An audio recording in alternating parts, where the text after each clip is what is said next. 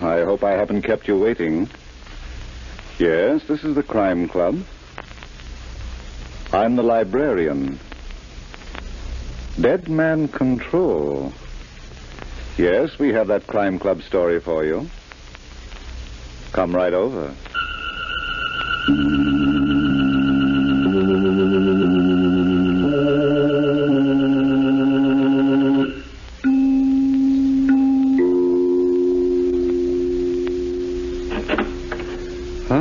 You're here. Good. Take the easy chair by the window. Comfortable? The book is on this shelf. Here it is. Dead Man Control by Helen Riley. The very absorbing story of a murder in which Cupid held the hand of death. Let's look at it under the reading lamp. It was late morning, and in the library of a mansion on East 67th Street, multimillionaire Fenimore Kingston was standing before the wall safe he had just opened. He smiled, and then as he reached in... 2 hours later, Inspector Christopher McKee was in his office at police headquarters on Center Street when the telephone rang. Inspector McKee talking, Homicide Bureau. Good morning. This is Catherine Kingston. Yes? Mrs. Fenimore Kingston. Oh, yes? My husband's been murdered. Can you come? Where? Our home is on East 67th Street. All right, I'll be there in 20 minutes. Yes, sir. Cassidy, order my car. We're going uptown. Yes, sir. And how are you... And don't stop to ask about anybody's health. I'm in a hurry.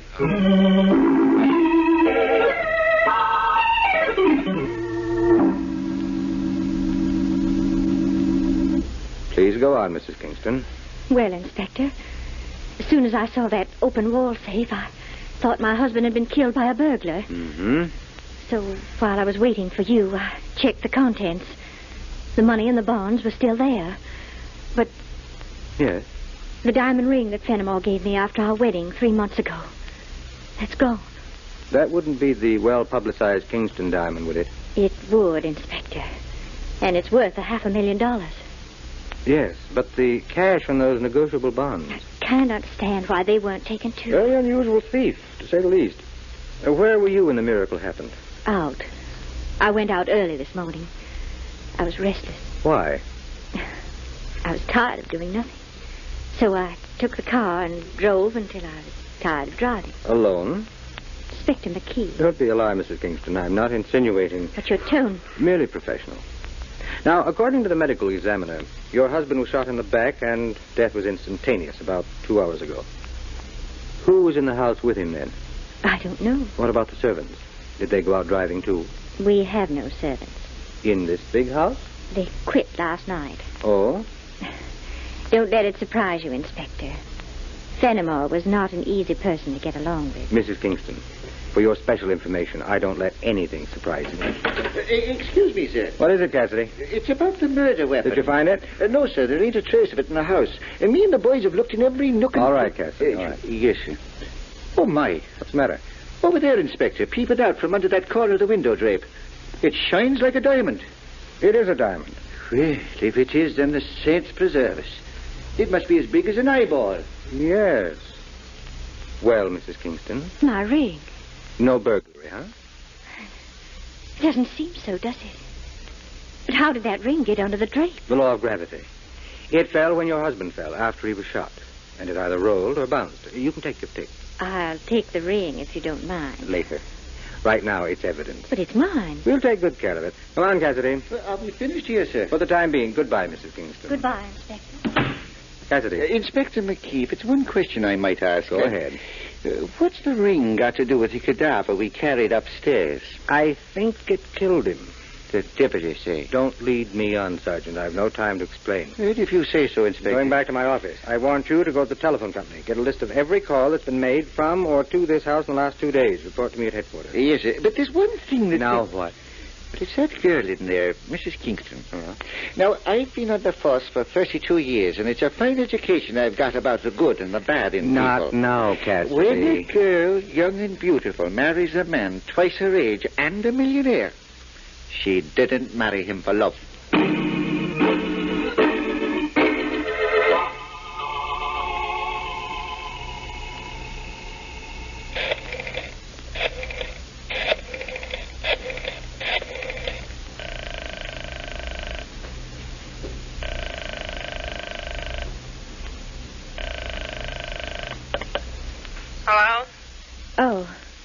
Is this Michael Dozier's apartment? Yes. Who is this? Amy Cloverton, why? This is Catherine Kingston. Let me talk to Michael, please. You might ask me how I'm feeling. Please, Amy. After all, you did get what I wanted. I want to speak to Michael. I'll ask him how he feels about it. Hold the wire. And don't wind it too tightly around your neck, dear. Hello, Kathy. What's she doing there? Oh, she just dropped in for a cocktail. Oh, it doesn't matter. I want you to meet me right away. Where? Central Park, inside the 72nd Street entrance. I'll pick you up in my car. All right. What's the rumpus about? Fenimore's dead. What did you say? He was murdered this morning. Good grief. Maybe I'd better come over. No, the police are here, dozens of them, all over the place. Meet me in half an hour, and come alone.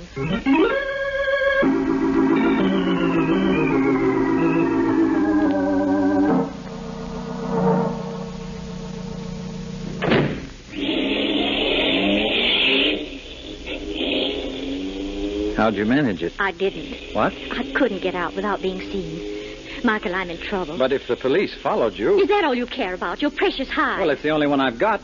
Well, you don't have to worry. I wasn't followed. Are you sure? Yes, look for yourself. Is there a police car behind us? No, but Michael, really, I'm in serious trouble.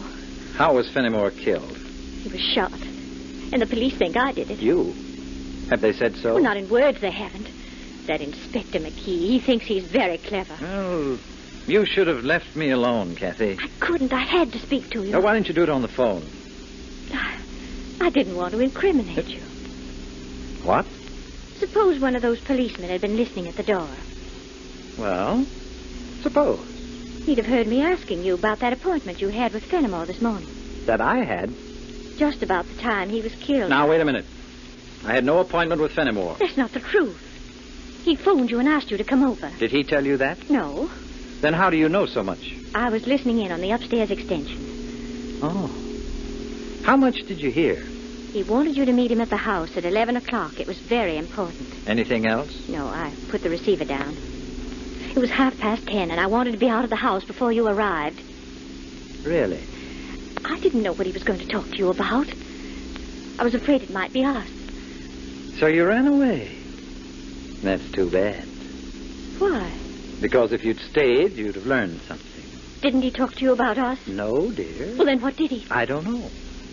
I wasn't there. What? That's right.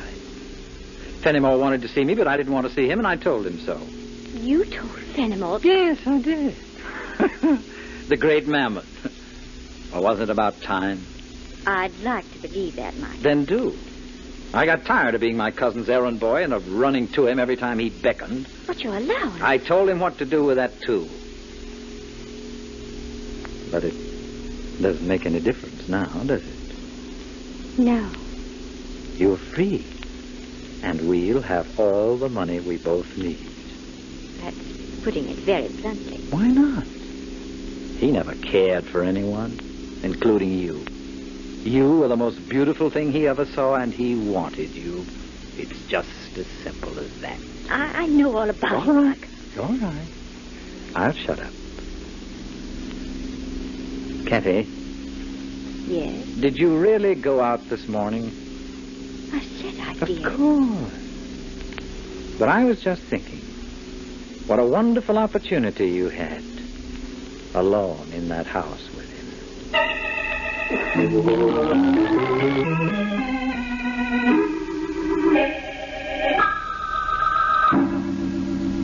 Yeah? Uh-huh. Good work, Gordon. Let me know when she gets back. Can I come in, Inspector? Help yourself, Cassidy. Well, I checked with the telephone company, sir, and it's big news, if I don't mind saying it myself. Yes? Anything like Catherine Kingston going out to meet a man? A what? You've heard of the species, Cassidy. And I'm sure you've heard of Central Park. Is that where she went with him? Mm-hmm. In broad daylight? There's no topping an Irishman, is there? Well, not if he comes from the county Cork, sir. Who's the man? We don't know yet, but he's being tailed. Now, what did you find out at the telephone company? Oh, wait, here's a list of all the cars that came and went from the Kingston house in the last couple of days. Good. But it's them last three that was made this morning. Yes, all outgoing. One at 10:30, one at 10:35. And Kingston was killed at about 11. And this one at 1:45. Oh, 2 minutes after we left Mrs. Kingston. That's right. Who were these calls made to? Oh, yeah, but I got that on another slip of paper. Now, where did... Oh, yeah, here it is. Now, the first one and the last one to Michael Dolge. So that's the man. Mm-hmm. Now, go ahead, Cassidy. I'm just checking. He was the dead man's cousin. How do you know? Well, I remember seeing his name in the papers after the Kingston wedding. Seems to me he was either the best man or one of the ushers. But it's not him I'd be worrying about, sir. No? Why not? It's that woman. The one who got the call at 10:35. What woman? Amy Cloubertson. No answer. Michael Dole's most likely out with Catherine Kingston. Yeah. What'd you say about a woman? Amy Cloubertson. Well, what about her? Well, see, you know how I read the newspapers every day. I know. Well, after I get through with the spotting pages, I always turn to the society page. It's an old habit of mine. I acquired it 32 years ago when I was a rookie on that Fifth Avenue beat. You know Fifth Avenue uptown where Central Park lies opposite them glorious mansions with the beautiful... Sit down, Cassidy. Well, thank you. Me, them were fine old days. People used to come from all over just to look at the Woolworth building. Don't let me interrupt you, but you were telling me about a woman. A woman? Yes, in connection with a murder. Amy Cloubertson.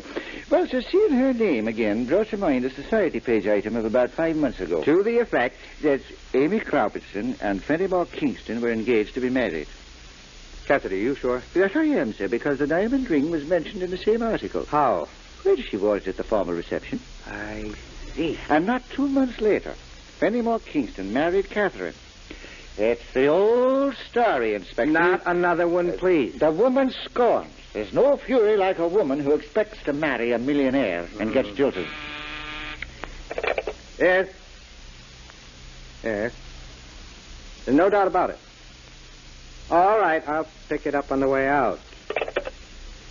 Well. Oh, bad news, Inspector. For someone, that was a lab just phone. The ring we found is a phony. A perfect imitation. You mean it's made of glass? Not quite. Somebody had a good job done for a few $100s, and the original, valued at $500,000... Well, it might be somewhere in a vault, maybe. Lots of people wear paste and keep their valuables locked up. Cassidy. Yes, sir. Phone the Kingston house. Tell the men to turn that place inside out. Yes, sir. And when you get through, take as many men as you need and contact every diamond cutter in town, especially the ones around Maiden Lane. Yes, sir. Where's that slip of paper with the names on it? Yeah, it's right here, sir. The addresses, too. Give it to me. I'm going out to pay Amy Culbertson a visit.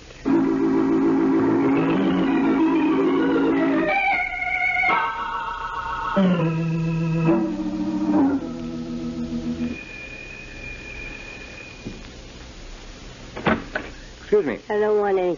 Inspector McKee, police. I still don't want any, but you can come in. There's scotch on the table. Cigarettes, you didn't bring your own. No, thanks. Sit yourself. What do you want? Sit down, please. You're here to ask a lot of questions about Fenimore Kingston's murder. Don't waste your breath because I don't know any of the answers. How do you know about his murder? Radio told me. Not today. Not today, Miss Robertson. Why don't you sit down? Maybe I don't want to. Would you have any reason to protect Catherine Kingston? Not one. Well, here's to you. Michael Dole? Sorry, I didn't mean to catch you off guard. Why'd you mention his name to me? This pack of matches with his name on the cover. You're pretty smart, aren't you? I have a weakness for matches that are left on tables. All right, so he told me about Fenimore's death. I was at his apartment when Catherine phoned. She told him. Anything else you'd like to know? What time did you meet Fenimore Kingston this morning? I did what? He phoned you at 10:35. How'd you find out about that? You just told me. What? Why, you wheedling weasel. Shall we talk now? Pitch curves and have me swing at him. I'd like to know about you and Fenimore Kingston. I'm through talking to you. Are you? Then suppose we go down to headquarters. What for? We're very lonesome. Now, wait a minute. Let me go. I haven't done anything. What about you and Kingston? We were engaged, and then he jilted me and married that... Yes? Catherine and I were in the same show. I met Fenimore at a party, and he fell for me like a ton of diamonds. And then, like a fool, I introduced him to Catherine. Why did he phone you this We morning? wanted a date. Now, look, Miss Cloverton. That's the truth. Told me he was going to divorce Catherine. He found out about her and Michael. Thought I knew something, too. And, of course, you rushed over to Michael's apartment and told him. Not exactly. I tried to make it casual. 3 hours later? Mike and I were in the same boat. Both of us had been kicked around by Fenimore. That was a common bond. So you waited from 10:35 until almost 2. Still pitching curves, aren't you? Was it because you tried to get his apartment in the morning and couldn't? No. Or didn't you even try? What do you want from me? I didn't kill anybody. Fenimore didn't call you to talk about his wife. Then I don't know what he did call me for. He asked you about this ring. What? Where'd you... You wore it for a while, didn't you? Yeah, but I gave it back. This one? Look, mister, there's only one of its kind in the world. Why did he call you about it? Because he thought... Yes? Nothing. He thought you'd know a good imitation from the real thing.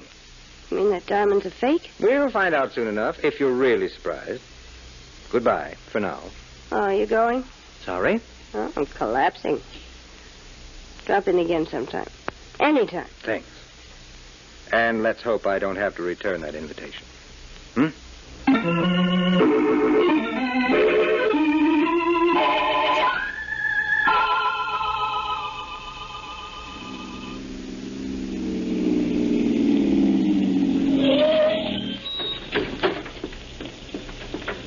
Hello, Michael. Amy, what are you doing here? Figured she'd drive you home. She was always the lady. Get back in the car. Now, see here, Get Amy. back or I'll make a scene that'll turn you both into mummies. Better do as she says, Michael. All right, Cassie. I'll be right behind you, kiddies, in the back seat. Now, Catherine, who told Inspector McKee about me? What? About Fenimore having phoned me this morning. I don't know what you're talking about. Well, you know he phoned me, don't you? No. Oh, you couldn't tell the truth if you had a mouthful of it and it was choking. Wait a minute, Amy. She's trying to frame me. And she'll frame you, too. What was Fenimore talking to you about? Ask her. She was tuned into the extension. Were you, Kathy? No. She had to be. How else? She said no, Amy. All right, so she said no. How did Inspector McKee know that I talked to Fenimore and about the diamond, too? The diamond? Yes. Maybe you didn't know that beautiful thing was just a hunk of glass. That's a lie. Well, it wasn't when Fenimore asked me about it this morning. He wanted me to return the original. Oh, is that why you killed him? Oh, I knew that was coming out of you. You'd like the police to think that, wouldn't you? Maybe they already do. Well, that wouldn't put you in the clear, Kathy, darling. I returned the original to Fenimore. Can you prove it? Can you prove that I didn't? Wind her up, Michael. She seems to have run down. I think you've said enough, Amy. I'm through. And so is she. For good, I hope.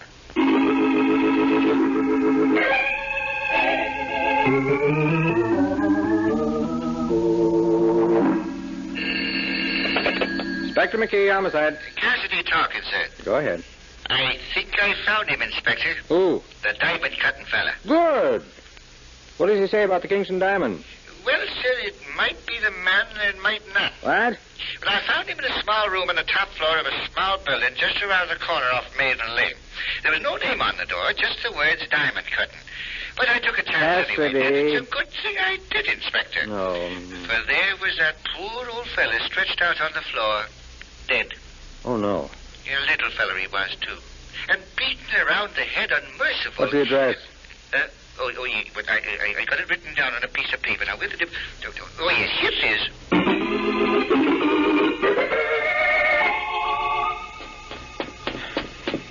It's up here, Inspector. All right, Cassidy. I'm doing the best I can. But I got some information, sir.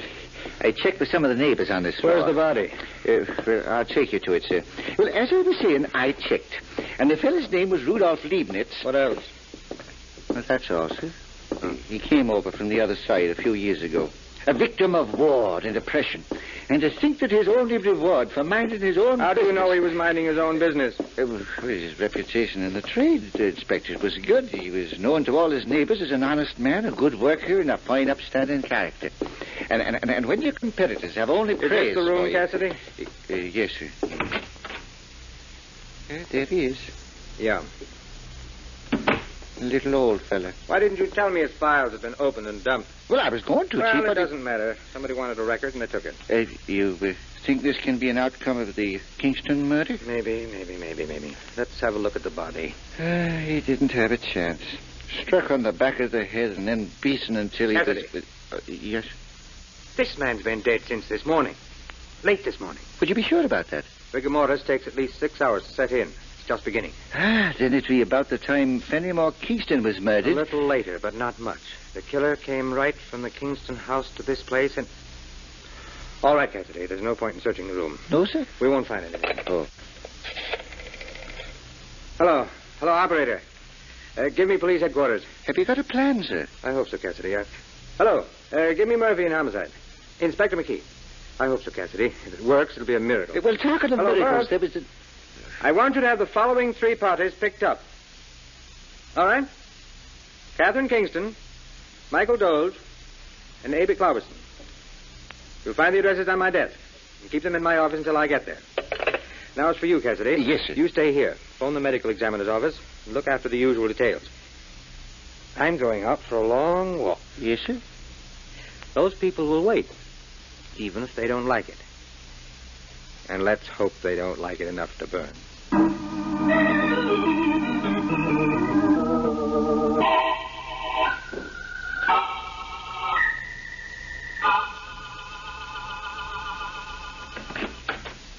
Inspector McKee. Well, company. How are you, Mrs. Kingston? Why did you have me brought here? And Miss why... Robertson? I'm cheerful enough to break your neck. And taking 2 from 3, you must be Michael Doe. We've been waiting for 2 hours, Inspector. Yes. Why have you had me arrested? It's a habit of mine, Mrs. Kingston, when a murder's been committed. Well, then we are under arrest. For the time being, Miss Robertson. Now, if you'll excuse me for a moment, I've been working on another case, and there's some papers on my desk that I... You've no right to keep us here. Please, Kathy. Well, he hasn't, Michael, not without charges. Then wait and try to be calm. Very interesting. There's nothing incriminating in what I said, Inspector. Oh, no. I wasn't referring to that. This memo. Good news. Well, I'm not going to wait here and let you waste my time. Mrs. Kingston, this building is full of policemen. Pity's sake, Kathy, stop being so nervous. If he has anything to say to us, he... I have. One of you killed Fenimore Kingston this morning. I wasn't home. You were out driving. But who saw you, Mrs. Kingston? What? It takes at least 2 to make an alibi. But surely you don't think that I... Well, you're out of your mind, Inspector. She married him only 3 months ago. And then she changed her mind. She thought how nice it would be to marry you.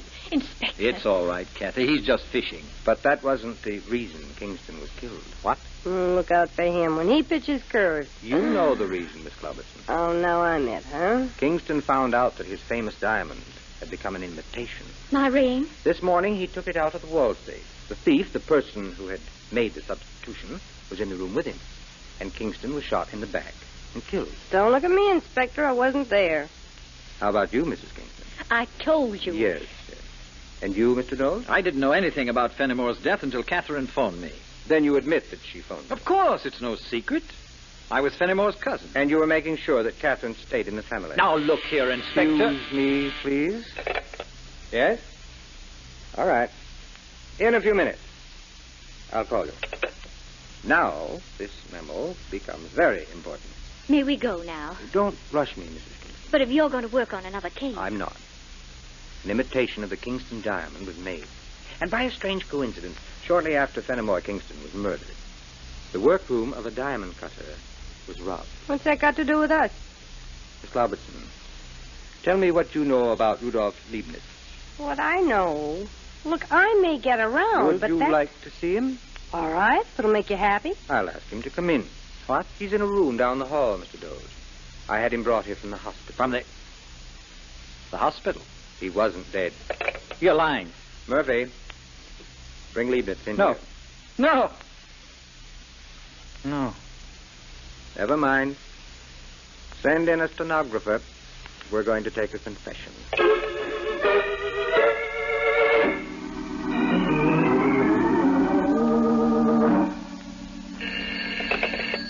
Hello. Inspector McKee, I'm sorry to be bothering you at your home, but when I returned to headquarters this evening... What is it, Cassidy? Well, it's about that fella Michael Doles. He killed his cousin, Fenimore Kingston. Well, that's what the boys told me, but I'm... He took the diamond and had the imitation put in.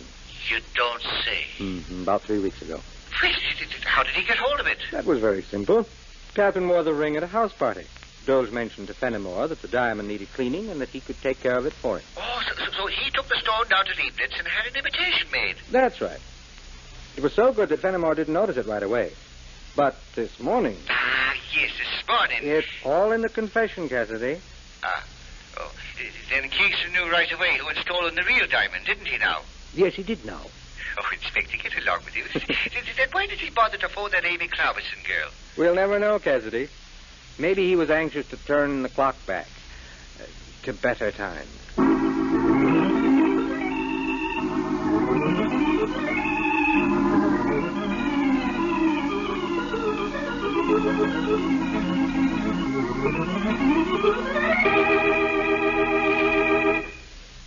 And so closes tonight's Crime Club book, Dead Man Control, based on a story by Helen Riley. Stedman Coles did the radio adaptation. Roger Bauer produced and directed. Ted Osborne played Inspector McKee. Alice Frost was Catherine Kingston. Elspeth Eric was Amy. Sherling Oliver was Michael Dolge. And Barry Thompson played Catherine. Oh, I beg your pardon. Hello, I hope I haven't kept you waiting. Yes, this is the Crime Club. I'm the librarian. Yes, come over a week from tonight. We have a very unusual story of a will that had the power to kill. It's called Silent Witnesses by John Stephen Strain.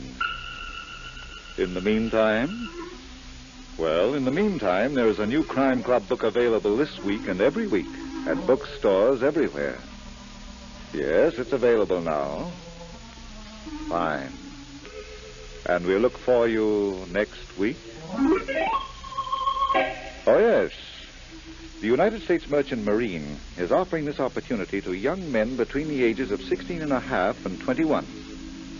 If you are an American citizen and a high school graduate, you are qualified to take the test for enrollment in the Merchant Marine Cadet Corps. Graduates of the Corps are qualified for a license as deck or engineer officer in the Merchant Marine or to a commission as ensign in the Naval Reserve or in the Maritime Service. Discharged veterans of the armed services and the Merchant Marine are eligible for the test up to their 24th birthday. They are also allowed 5 additional points on the test. The test is competitive and will next be held on April 4th.